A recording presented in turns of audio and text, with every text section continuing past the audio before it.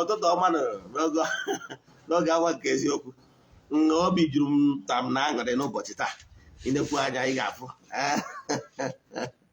wee sị ka anyị gụrịtakwa egwu na-ewulite mmụọ ekenere m onye ọbụla ebe ọbụla isi anụ ọnụ m all over the globe asị m nke ọbụla ihe na-akụ n'ebe ị nọ ụtụtụ ehihie abalị asị ya gazie n'ụlọ n'aha Chukwu okike nke pụrụ ime ihe niile abịakwa n'ụbọchị taa n'oge awa nke eziokwu oge anyị ji awa eziokwu niile agba nke ọ bụ nwa Ogbuefi Eze-Ana Ugochi tubelu na-anọ n'isi echefuna na m chiri ọzọ Eze-Ana yes afọ ọzọ nke mkpọrọ gị abụ m onye isi nchụaja na Ugochi tubelu ọdịnala tempụl nke dị n'Oraifite na Anambra steeti anyị na-agba afa mmiri emi lụkwazi ọrụ mmụọ dị iche iche yes abụkwazị m onye isi nchụaja na ọdịnala restoration prayer ministry bụrụkwazị onye mgbasa ozi ọdịnala Igbo. You can call me an ordinary evangelist. I will answer. My mission is to help people live better life. Anyị abịakwa n'oge awa nke eziokwu isiokwu anyị ji bịa tata bụ faulty foundation na ọdịnala Igbo is man-made and onyanwa bụ the created the multi challenges a na-enwe n'ala Igbo taa. Just nye m ntị gị ị ga-amụta something ihe omimi mere n'ala Igbo mmadụ niile wee nọrọ na-ata afụfịa ya ka anyị ji bịa taa. It's a unique topic. Mana before anyị gaa n'iru echefuna na aja anyị na-achụ kwa ọnwa nke ọnwa Mee ka na-aga n'iru. Ọ ga-akwụsị na 19th of May. Ya bụ 19th of May ahụ anyị ga-achụ aja dị iche iche n'ihu entities of powers in the temple. Achụcha anya bụ aja egbuo eburu wee mee saraka so ndị niile sonye na anya bụ aja ga-enweta ihe onyonyo nchịkọta anya bụ aja n'ụtụtụ tata ejegori m na temple je chụọ onye bụ aja nwara a na-achụ present people's prayer request and petition to entities of powers ndị na-agagharị na-eme mma. Etu a ka m emegide kwa ụbọchị wee ruo na 19th. Ndị na-esonye bụ na aja amarụgo ka esi eme mana ọ bụrụ na ị chọọ iwu na nke Mee mana ị chọrọ isonye na nke June I can tell you na ndị mmadụ ebukbego nke June maka ndị ọfụ ịchọ isonye na nyaba aja forward ya 3 prayer request mee donation token to the account number atizie m na WhatsApp and one other details I need from you in order to book you. My WhatsApp number bụ 08057837672. I repeat 08057837672. Onye my WhatsApp number. Ọkwa ọzọ dị mkpa ọ bụrụ na ị na-alụ na television cable ọbụla or Go TV, multi choice, local television or any other television, you want to be showing our unique Nollywood movies. Nke ọ bụ nke sitere na ngalaba na-afụ maka mgbasa ozi ọdịnala Igbo. Then make a mal. Every year we watch our movies on YouTube. Ugochi tubelu movie productions. You may watch our movies. We no longer watch our movies on our evangelization channel on YouTube. Of course, man, might watch on Facebook. So here na check what we watch here. Then very soon, all our movies ga-anọ na market after ka anyị mesị ihe gbasara sensor board dị na ya. Ịghọtara ya? Then ka anyị gaba n'iru. Nke ọzọ si bụ ọkwa ọzọ m chọrọ ịmasị bụ ihe gbasara talent. As we speak now, I love that epic house for Nollywood movies. I don't know if yes, we are going to completion. As we speak now, artists they design some of the huts. Here na-eche batara m egosibodo gị ya bụ na ana m eche ka I complete all the designs in the hut. Then ka anyị jeze ebe a goso ya life. Yes. Onye ọbụla nwere ike ịnọ ebe a we shoot movies. Yes, and nke ọzọ bụ na our movies anyị chọrọ ka anyị were wee gbasa ozi ọdịnala Igbo Can I correct your wrong impressions? The man created out of ignorance against ordinary Igbo. Ordinary Igbo goes on. Ordinary Igbo does not support diabolic and evil of doing ways of doing anything, including murder. Ordinary Igbo frown at those things because I believe Igbo believe in Galatians 6:7 and law of karma. Whatever any man sow, so shall he reap. Yes. Now, here ni maka ebe ahụ ka nkọwala ọnụ gwa ngwa ọnụ ukwu n'ala ebe mpụ na ọtọnọs wee bata n'ala Igbo. Mgbe burumo ndị Igbo na-enwe ịkpọrọ ya obi, ịkpọrọ ya igwe, ịkpọrọ ya eze. Ihe ọ sọrọ ọ bụrụ ụnụ na-akpụ ya. Ihe dị mkpa na-enwelu like friendship a na-enwe ndị ndu na-eto akwa dị n'ala Igbo originally. Mgbe anwa ọ na-abụ mmadụ chi ịba na throne eje jụọ ese ma mmụọ obodo anabatakwara ya ka ọ bụrụ a custodian. Let me explain one thing to you. Ka ọ bụrụ a custodian of the culture of his people.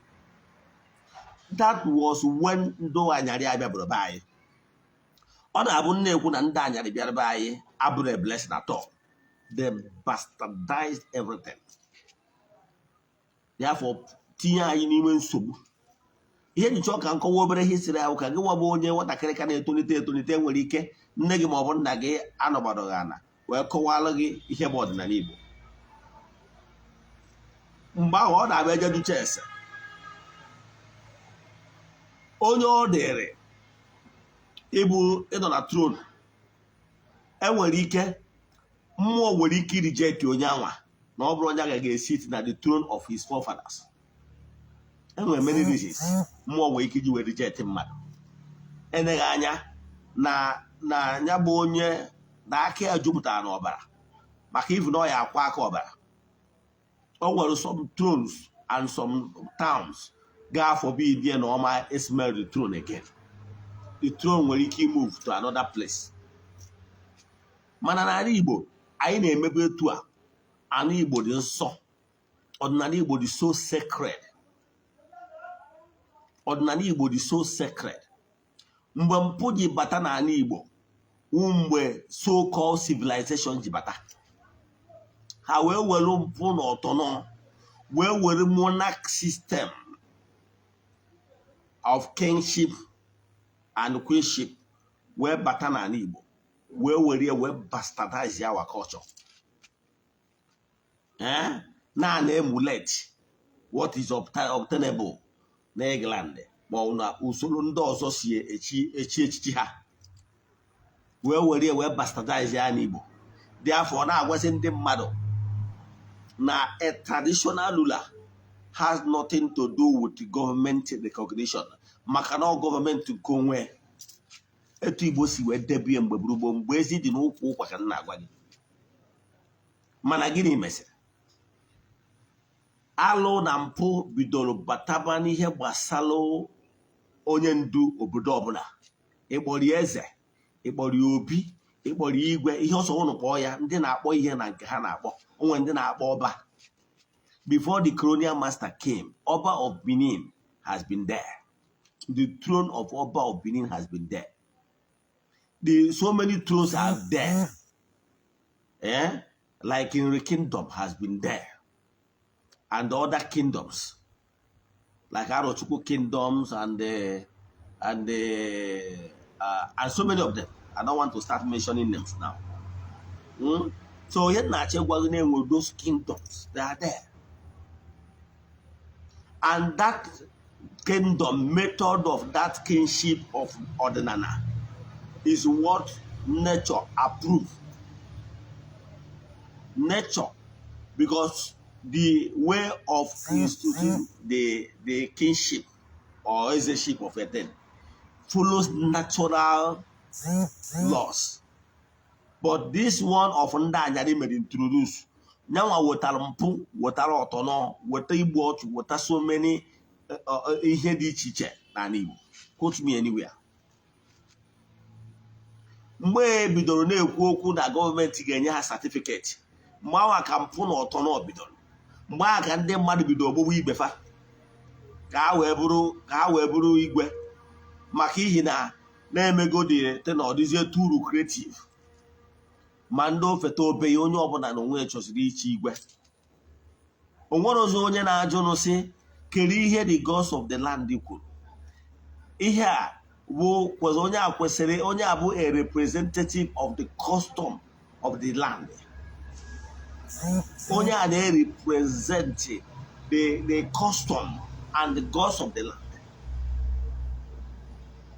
Onye a bụ a na-ekwu na voice of man is voice of God. All you represent. Onye ka traditional ruler. Mana today, kedu ihe dị obtainable? Na taa a na-eji akpọta onye nọ Cambridge ma ọ bụ onye nọ London maka ihi na o nwere long leg, maka ihi na ya gọvanọ ma ọ maka ihi na o nwere the wealth. O nwere ihe ọbụla gbasara ọdịnala be nna ya ọma, mana maka ihi na ọ kpatara ego ma ọ maka na ọ ma onye ma mmadụ abatachie ya igwe n'obodo, o were na-enye nsogbu. Iju onye dị etu a kelo custom of his people, he doesn't know. Iju onye dị etu ụbọchị obodo ji eri ji ọmarọ, iju ụbọchị obodo ji eme agwụ ọmarọ, iju ụbọchị obodo ji eme alụ mmụọ ọmarọ, iju obodo ji eri ji ọmarọ. O nwere nke ọma. Ejuo ya ihe gbasara history of all the masquerades in the town, what they represent ọmarọ. Ejuo ya ihe gbasara ọdịnala institutions ọmarọ. Onye echiri ọzọ ọ na-achị igwe ọmarọ maka ihe ọzọship, ọmarọ maka ọdịnala, ọmarọ maka okwu mmụọ. O nwere ihe ọma ọmarọ maka okwu ana. Kedu ihe ọ na-achọ? Maka ihe na-enwere influence, nwee ego, nwee connection. Ana m achọ ịgwa gị na adị ahapụ isi gbowara ike ajụ ma ahapụ isi aka wee na-agba ụrịọm. Ọ igwe bụ the custodian of the culture of the people. Ọ igwe ọ bụrụ na igwe kwụ n'ụkwụ ya na-abụ bụrụ ezigbo igwe bụ custodian of his people. Ọnya ga na-akọwara ndị mmadụ na-agba ekwe n'obodo na ọ bụrụkwa na ịdị na nwanne gị n'ọkwa alụ ka ị mere n'obodo. And onye ọbụla dara ya nụ ma ọ bụ na ije dakpo nwaanyị n'ike akpọrọ rape n'ọkwa alụ ka ị mere n'obodo. Ma ọrụ na ijelu na ubi mmadụ jegburu ji mmadụ ma ọ jee kpụrụ atụrụ mmadụ gbara n'ubi ya n'ọkwa alụ ka ị mere. Amacha ọkwa ndị a ezisa ozi n'obodo niile na onye ọbụla dara iwu dị etu a bụrụ sana ka onye a mere, na onye a ga-efesi banishment as punishment to serve as a deterrent to others. Enwe onye ga-anọnụ ga-abụ ọbụgoro na onwe dara iwu dị etu a ọkpọta onye dị etu ahụ ekpe ya ikpe na be igwe. Ebesia ya ikpe, ọ bụrụ na o nwere ndị accuse ya na ọ bụ na igwe dị, maka na igwe kwesịrị ịdị spiritual. Igwe kwesịrị na-abịalụ na throne gị ọnwụ ndị mmadụ wee gaa nke up against an innocent person. Gị nwa bụ igwe ga-enwe a way of finding out the truth. The spirit of the land must be in you, so that ka ị nwee ike na-enwe spirit of discernment, ka ị nwee ike na-ama mgbe asịrị asị wee megide onye aka ya dị ọcha. Mana ihe niile bastardize ya mgbe a bịaziri monetize ya everything. That moral support ekwesịrị ịdị enweta ịmakwa na o nwere ihe obodo na-ebodo bosi obodo ji alụ mmụọ. O nwere obodo bosi ji obodo ji efe ana. O nwere obodo bosi obodo ji agụdolu before enwe bido farming season, mgbe eji achụkwa mmụọ ndị na-afụ maka agriculture na-eme ka ihe akọrọ n'ubi mee nke ọma. Olukwa oge owuwe ihe ubi ekenekwa ha for imekwa ka enwee bumper harvest. Ihe niile abụ ihe the custodian of culture of his people kwesịrị ịdị look after. Make sure that traditional rights dị in order. Traditional marriage na ihe niile dị in order. Taking ọzọ title na ihe niile dị in order. And other titles a na-etake on merit.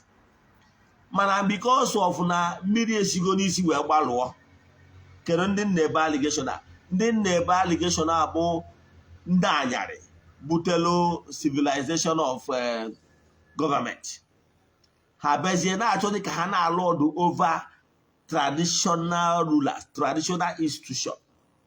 Therefore, they would like to put one of their own, their puppet. Ya bụ ihe ọbụla ha dashiri ya nyere ya order for state capital ọ bịa mee n'obodo. Ihe a na-edwe interest n'ihe niile abụ ka ha si na ya that puppet wee na control the town in case of political election.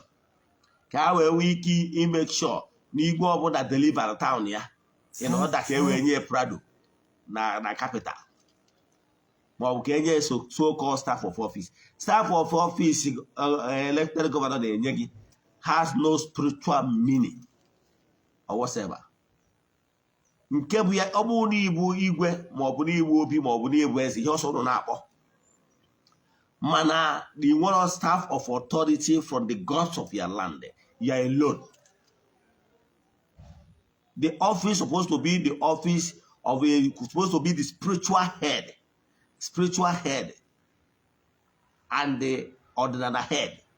Or he was the custodian of culture of his people. Or he was than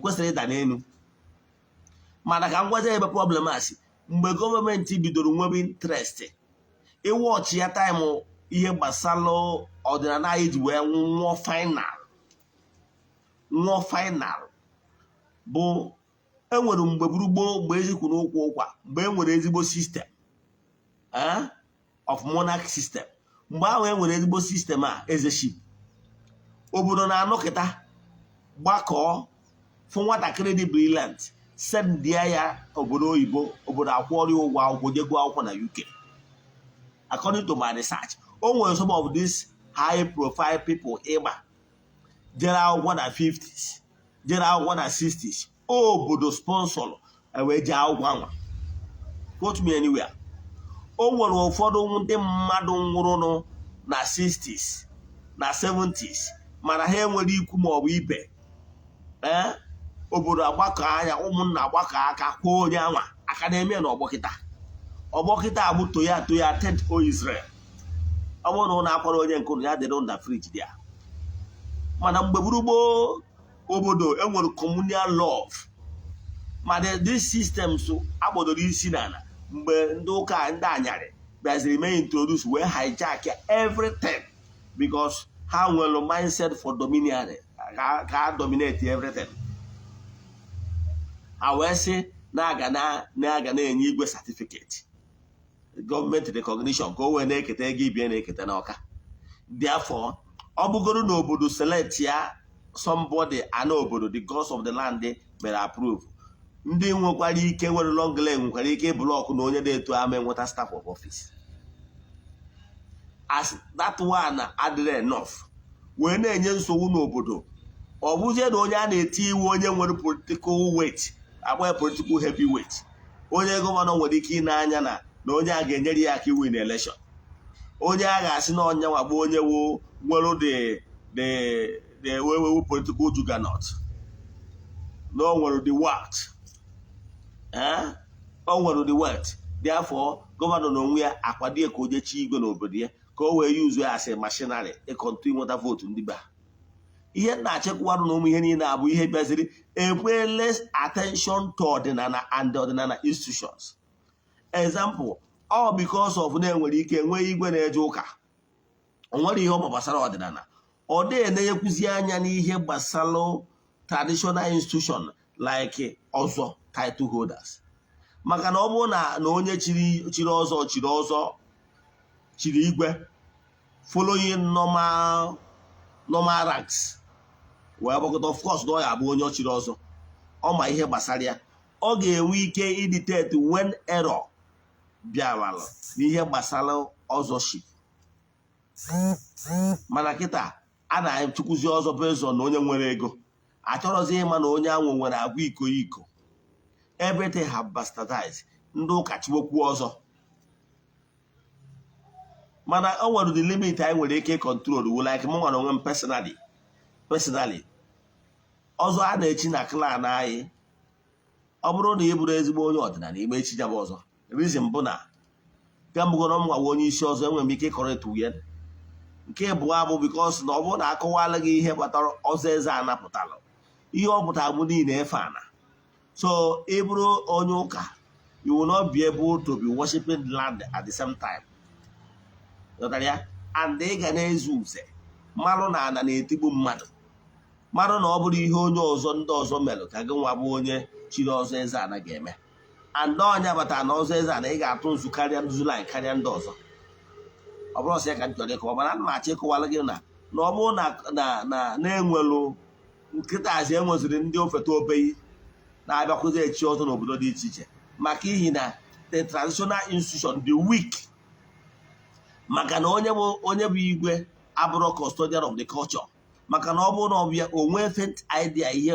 ọzọ ship stand for therefore wee nwee ike wee make some stand the criteria mmadụ ya adị qualified before onwe ike wee take such title and by then wee nwee ike wee họpụ ata from ọka ịghọtara ya mana n'ụtọ na onye amarọ nyanwa na onwe ya abụrụkwu culture nyanwa na onwe ya eziokwu ọrụ igwe nwere ike mgbe ọ na-etolite kwusepụ na ọ na-esilipụkwu witi relative ya maka na onwere ihe o ji ọdịnala kpọrọ nwere ihe o ji alụ kpọrọ nwere ihe o ji culture kpọrọ ọ marọkwu ịghọtara ya and ọ bụrụ na onye bụ custodian of culture nọrụ n'ihe gbasalụ headship of as a traditional ruler o nwere huge advantage nke mbụ a ga-enwe total peace in the town in the sense na nyanwa na onwe ọ bụrụgoro masquerade enwere some excesses some youth na-bring in n'ihe gbasara masquerade ọ dịka video na watch this morning na watch that video wee fụta ebe masquerade na-apịa one lady ihe mercilessly. I was really touched, but I was like, if I'm in a position of authority in such a town, that such a thing will never happen. You know why? From time to time, you engage the masquerade leaders. Yes. Like Obona Baye oraifite, and some masquerade leaders, and one of masquerade leaders. Yes. You can call for them. Obona Ndo Tweke, Emarugo the leaders. From time to time, you engage them. One the issue of Obroni Ibu na gina why na adinamma. Never a time EG opportunity. You opportunity where those no. Na gina amai. It doesn't a masquerade. Maki here a punish be all the wrong. And with some excesses. Yes, you can control those excesses. No Obronema. Maro de were granted the Basalo traditional thing. You want to hold responsible. You want to get them the mandate. Now this must stop. Now whatever excesses that happen within this rank, that this is what you are going to do. Onye ọbụla akpụrụ maazị ya.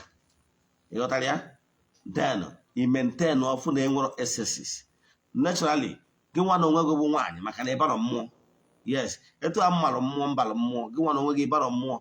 Naturally, ọ bụrụ na ebe young lady, young woman, if masquerade coming, kwesịrị ime ihe kwesịrị ime because onye about ya. You pick a small race, charia n'ụzọ. Yes, charia n'ụzọ. Yes, because ịbụrụ iwe obodo ka ịbụ. Yes, obodo ka ịbụ for the fact na iwe obodo ị ga-apụ n'ụzọ.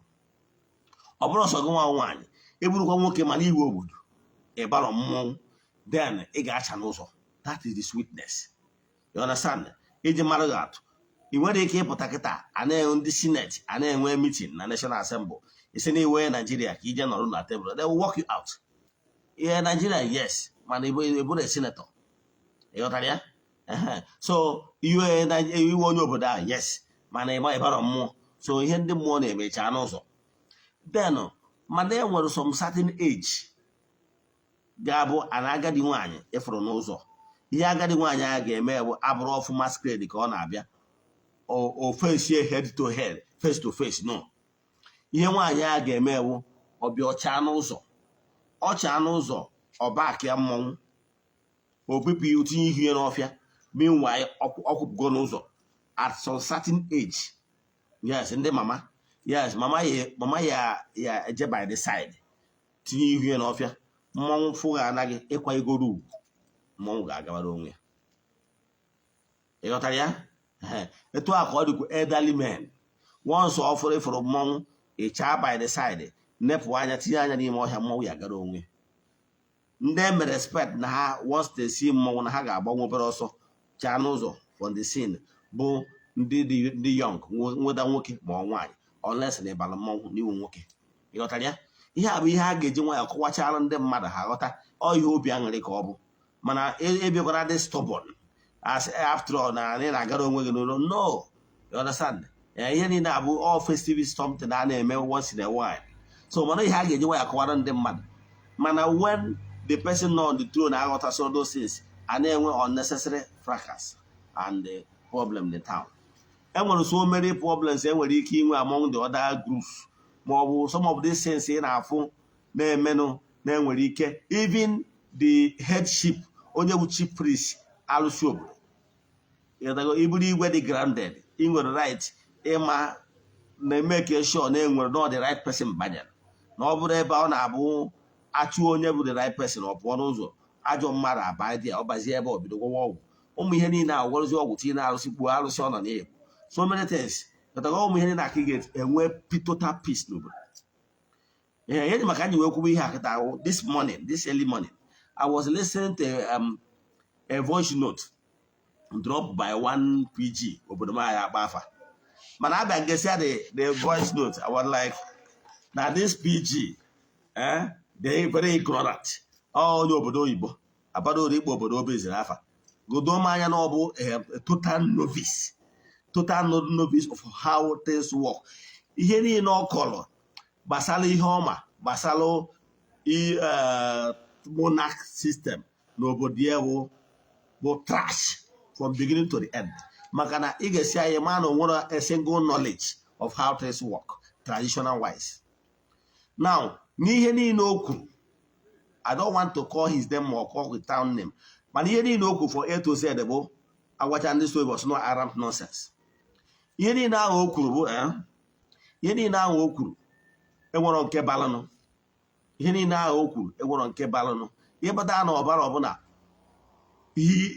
lay more emphasis na onye bụ igwe ga-awụ a multi-billionaire a so wealthy man you understand o nwere ọdụ ebe o si wee lay emphasis na onye ga-abụ a custodian of his people should be somebody that is well grounded ihe gbasara custom because this is traditional ruler you understand this is not town ruler ya mata gọọmenti mechalụ nke ndị igwe chọwa certificate as because but some towns refused that na their traditional monarch must be somebody elected by them somebody who passed through the traditional institution of investigation somebody and the gods of their land is selected so ndị gọọmenti wee fụzie na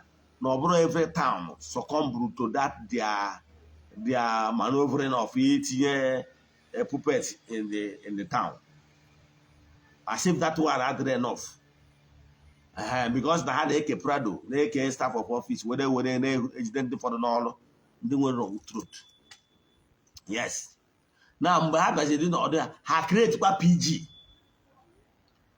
PG abụ the total political appointment bụ onye ha ga-esi n'aka ya wee na-control town mana n'ụtọ ife ha gwara ụfọdụ PG ha bịazie ha bịa na-ama aka with the traditional institution as the monarch of the town ha ga-eri ọnya rie ndọkọrọ were ma nke gbasara ha ma nke tinye aka na kesi gbasara ha ma kesi agbasara ha APG enwere right itinye aka n'ihe gbasara tradition esi ka o settle because we know nobody some of the PGs ewu ndị si obodo ya webata na ndị ego mbute ịghọtara ya so na ihe o kwesịrị ime bụ the PG abụ onye na-ereport to government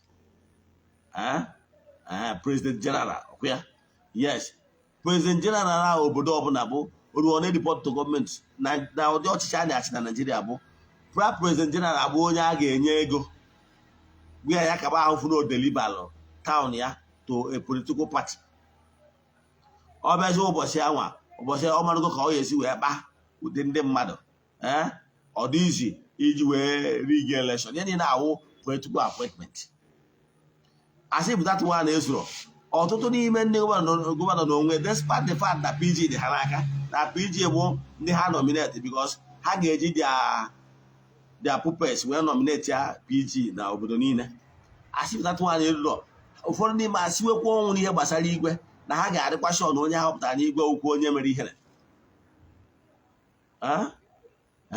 gwanụgo m na igwe ji ego ya wee rụọ ọrụ ofu onye a ga-ejigwa ego wee develop obodo ehi ezigbo igwe atụrụ anya n'aka ya ezigbo igwe dị very honest na-asọ nsọ ana kwesịrị ime bụ onwe ka oke ọbụla lụrụ ya town na local government ime sure na inwe strong presence na local government oke ọbụla lụrụ gị na o nwere oke World Bank wetara na-aga site boreholes na ya town ịgba mbọ jee ebe anwa make sure na onwe boreholes ọbụla asị na-aga assign na ya local government na ya town ketara oke nke ya and he refused to collect bribe.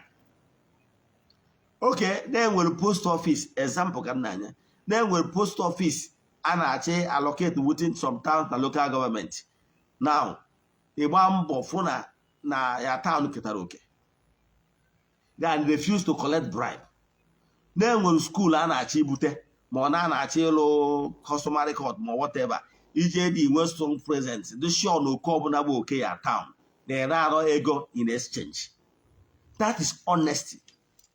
All you need. A need somebody not just because you nwere ego nwere onye ji ego ya edozi obodo.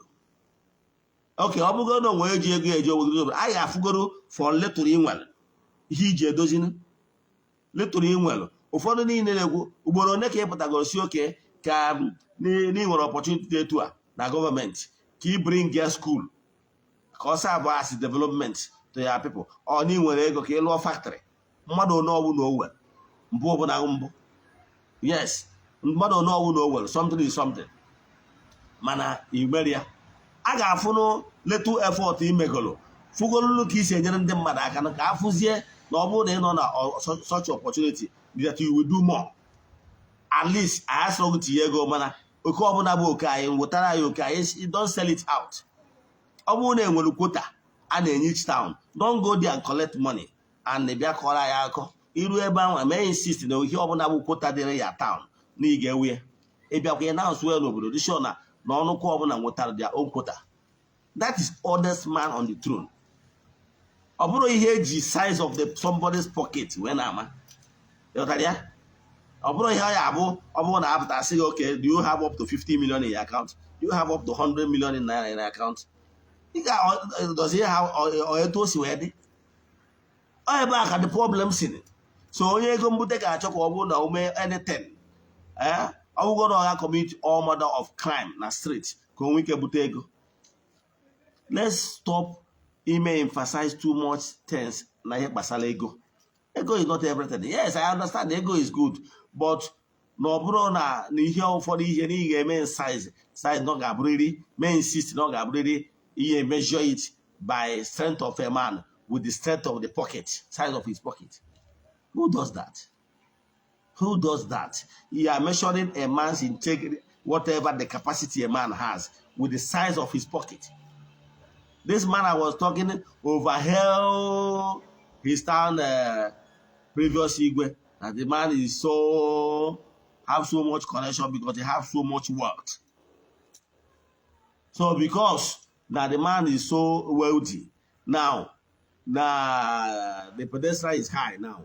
No any other person that is less than that person can mount, become monarch. Is it ego? KJ said is it the benchmark for in qualification? Instead of somebody in grounded, my head nobodo when we can wait, you can never be a successful monarch without carrying the gods of your land. Understand? Along and the custom of your people. It can never be too successful. Somebody that will bring high moral value in the town and ensure that anybody ọbụla commit the alụ face the consequence. So when this PG was like telling everything, you know, talking about everything, I look at all his topic, I was like, this man is far away from the real thing. Is far away from the real thing. He needs somebody that doesn't even care about whatever government is sharing. What are they sharing? He said Prado. They are sharing Prado. They are sharing staff of office. Is it why people will be killing each other because of it? A good monarch can even overlook all those things. If you are an honest king, and your people are with you, the gods of your land will bring honest people to you. People that want success can come to you for Igbo, that they are looking for royal blessing. They are looking for royal blessing. And once he bless them, all the effective, because of money.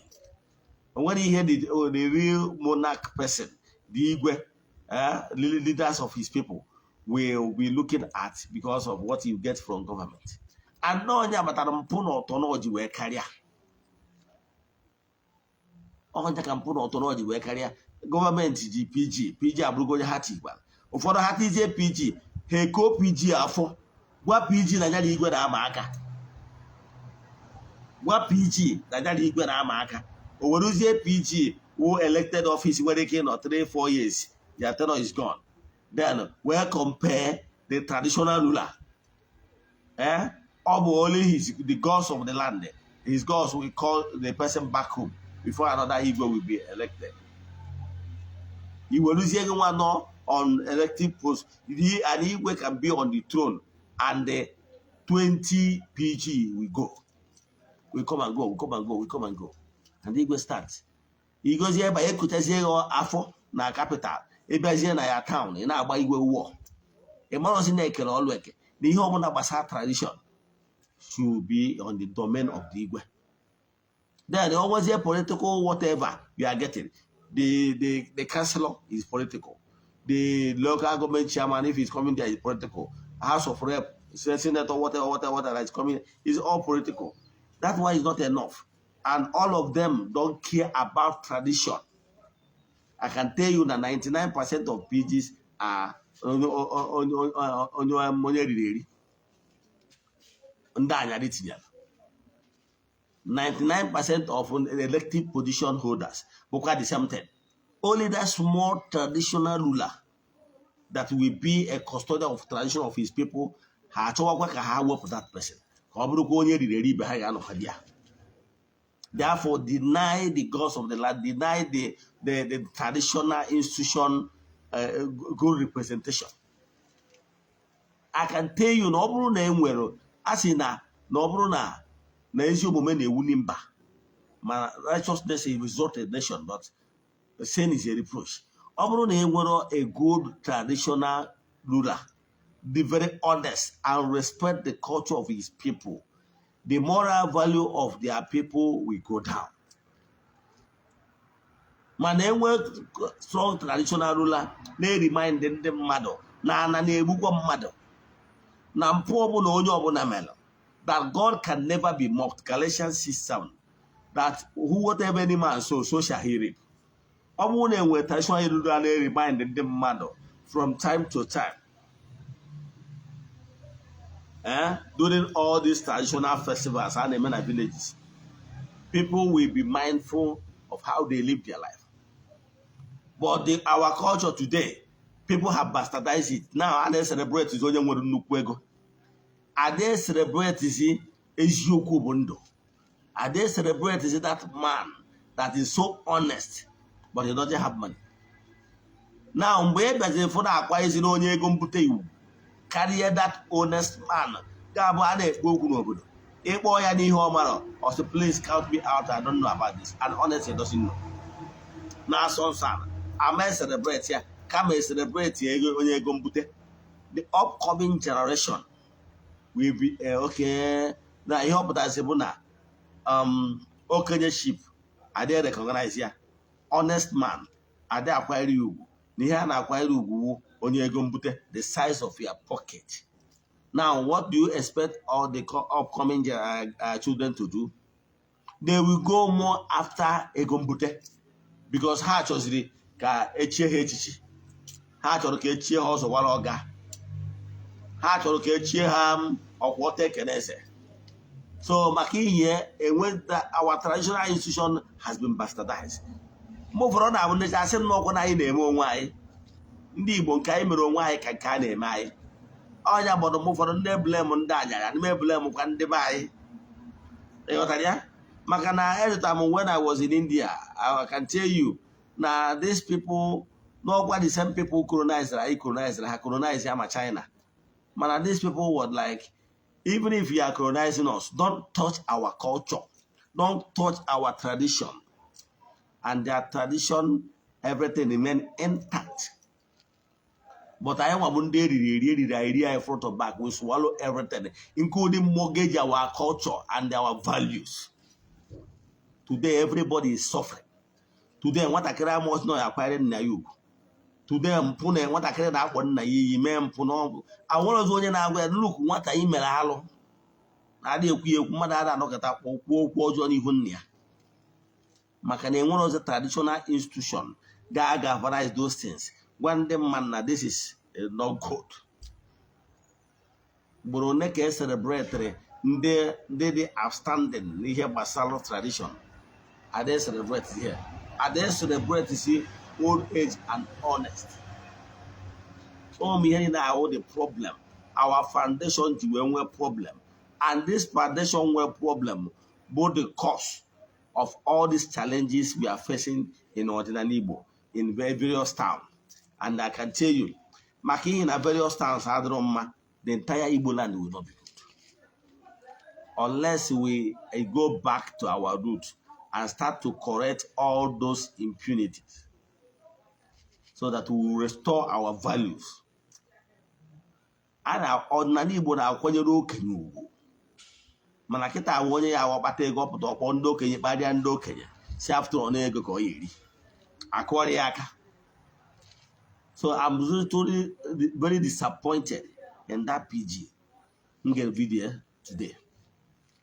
Because you need no one more the way when person with a high pedigree, person that have good reputation, person that have well knowledge about tradition of his people that he emphasize on money, somebody that is so influential, somebody that has money, somebody that's so wealthy. Abba. Is it okay? You want to work but ego. What impact will you make during your reign as PG of your town in 3 years? 3 years we just spam, 3 years is there, you go. So what am I saying? Money is not everything. And a good leader, a good monarch will order and council representing every onoku to his cabinet. Ndani never did aturi alo. Mano mbe bido she mewezi igwe na nnukwu ọgaranya. All but as I say, all his cabinet will walk her way. Maka no believe na ego na onya mere onwe eze. Ndị Igbo ka anyị teta nọ n'ụla. Mgbe ndị Igbo na-ewekarịcha m na ndị Igbo, the elites, the so-called elites and the money bags. All ha nwa bụ ndị wụ problem anyị na-enwe. Ọ bụ ebe ahụ so ogologo Igbo gwa na onwe double masters, no nwere PG, no nwere PhD, no nwere no bụ this one, no bụ this one, no bụ this one, no nwere first class na Harvard, no nwere na Cambridge, no nwere na America, no nwere those. All this is nonsense. All this is nonsense. All this is nonsense. On the buy. So what am I saying? Onwelu obuno ndocha kpọrọ nke ha mayor. That their mayor had they select mayor on richness, on basis of wealth, size of your pocket. Igbo. Ebe ọ bụ na ị nwere opportunity. Ebe ọ bụ na ị nwere opportunity to correct impunity. Correct it. Because posterity will judge you well. Mana ebe ọ bụ na ị gbara nkịtị. mụnwa wa Ogbuefi Eze-Ana echiri m ọzọ Eze-Ana ma ejọrọ m gote ihe egota egotọrọ m ihe egotọrọ m ya because of money mana is my inheritance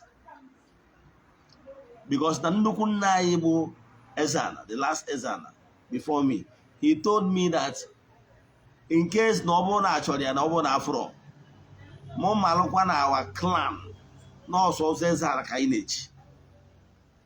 Enwere reason because of the root ebe anyị si ịghọtara ya no Eze-Ana ka anyị na-echi. So and I stood by it and everything, so that process of that Eze-Ana I maintain it. So what am I saying? Ihe na-achọ ịkọwalụ gị bụ ejikwana maka ego wee sị na ihe dị mma adịrọ mma. O nwere igwe na-eke ego. Ihe ọ na-ele emphasis bụ na o nwere igwe ga-abụ ọ bụrụ na enye igwe obodo atụwa ụtụ n'ogo nke onye nwa na-atụrụ ụtụ. Ihe niile na business. You know why? O nwere ihe a na-alụ n'obodo ya bụ ọ bụrụ na ịbụ honest man. Ndị mmadụ ama nọ na-abịa iti ọgwụ ịsa aka na ije na gọọmenti na okebe oke obodo niile woti ya na ịdị anọkịta corners. Ọ bụrụ na enwelu benefit bịara obodo kpọọ ndị obodo si ya biko na nenu benefit bịara. Ọ bụrụ na enwelu ụmụnne anyị ndị kwesịrị ndị bụ nọ ndị a ga-asaịnụ for gọọmenti quotas ịkpọ obodo si ya nekwa na o nwere kwota bịara obodo anyị nọ mmadụ 5 kedu ka a ga-esi nye atụgwa ka a ga-esi wee si na clan ọbụla. Ndị mmadụ fụ na very honest man, believe in me, na-arụ town hall ị ga-afụ ndị aka ji akụ na ndị okwu ji akụ ya bịa wepụta ego si na awa igwe is a honest man because ha mara ije Abuja na ịdị ekere ego na onwe ego a na-eke na Abuja na ị ga-asị ya can you people use this money forget about my own bring project to my own maka na ịdị comfortable. Ọ bụrụ mmadụ inwe ego niile bụ isiokwu. O nwere onye nwere 10 million naira mana ọ dị satisfied in life. Nwe onye nwere 50 million na ọ dị satisfied. Nwe onye nwere 100 mana ọ dị greedy. O nwere ike ịnarụkwa onye ahụ nwere nwa 10 million naira nke eti na nke maka na ọ dị greedy. Ka m kwụsị ebe anyị na-echa vidiyo a metụrụ m aka na share button. Inwe ajụjụ na nkụzi a nkụzi m na-ekuzi ewetu as the spirit leads. I don't care whoever I have offended by saying the truth or by standing in the path of the truth. But ihe na-achọ ịgwa ndị mmadụ bụ wepụ aka na mmegide mmadụ na ịkarịrị ya. Mmewepụ aka na ịkwafu ọbara. Maka na ọnwụ na ọnwụ egburu ọjị eji wee chụọ aja na-emecha na ọ ga-epu ome. Maka na ihe dị na n'isika ị na-asị ka ime mmadụ na ịkarịrị ya. I can tell you the gods are wise. Your ancestors will rise tomorrow and make na ha karịrị gị. Ndị niile na families ndị niile na-aji ego celebrate na 80s ọ bụ ha niile ji ego na. You can go to Onitsha. Ị ga-afụ those families nwesịrị ụlọ na Fege. Today their children and grandchildren are selling those properties off. All families in that enwere osi ego mgbe anyị na-etolitesi all from them came to nwezi families ndị na-ejekwa ego those land those properties the rich well na 80s nwa na-enwe ntụgharị ego na-ehugharị. I can tell you some of these families in afọ now na-eko na ego dabefa nwere ike in the next 30-50 years iji ebe anwa those their houses nna ha nwere na oji eko abụrụ monuments. Ị na-echezi ka o nwee any of their child ga-arise. Ụfọdụ anọrọ America, ụfọdụ anọrọ obodo dị iche na-akpọ mkpụrụ mmiri na-akpọ drugs. Ha mere ụtazibe nna unu ha dakpọ ifu ndị unu akanya bụ nebo ha we pick up tụwa turn by turn. Onye eji na maka na ike dị ya n'aka wee sị ka ịzụwa onwe ogbenye ma ọ ka imegide ndị a na ha enwere onye ga-ekwuru ha ma ọ na ha apelụ mpe ma ọ na ha enwere ọgaranya iri efi. Ihe Chukwu ji karịcha mmadụ bụ na ọ nọ n'elu wee na-ene ụwa anya. Ọ ga-akwụ onye ọbụla ụgwọ dịka ọlịa siri. O nwere ihe mpasta ihe mma bụ ikwu my calling. Achọrọ m ịbụ onye o megidere. Mana ihe mma bụ ihe mmụọ si m kwuo ekwuo m. O nwere ihe a na-anwụ ọnwụ ofu ugboro ndụ mmadụ dị n'aka Chineke. Ebe a ka m na-akwụsị. Nyerechia vidiyo metụ aka na share button. Onwe ajụjụ ị nwere na nkụzi a maọbụ na ịchọ ka a gbalụ ya afa miri emi, sendịala m meseji na WhatsApp 08057837672. I repeat 08057837672. Ya gazie n'ọfọ.